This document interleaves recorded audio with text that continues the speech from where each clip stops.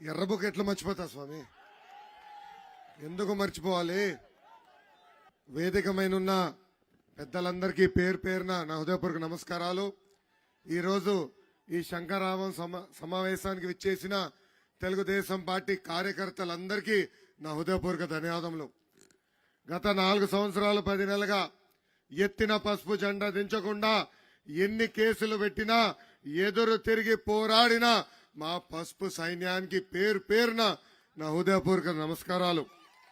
Mukunda jewellers తెలంగాణలో మొట్టమొదటి factory outlet మన కొత్తపేటలో ఫిబ్రవరి 14న గొప్ప శుభారంభం. పోరాటాల గడ్డ ఉత్తరాంధ్ర, ఉద్యమాల గడ్డ ఉత్తరాంధ్ర.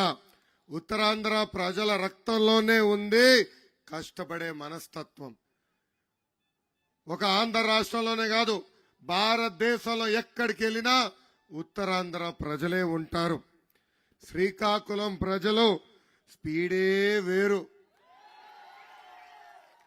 మీకు చెయ్యాలంటే భయం వేస్తుంది స్వామి. మీ పట్టే వేరు. ఎవరైనా మంచి పని చేస్తే మీరు జీవితాంతం గుర్తు పెట్టుకుంటారు.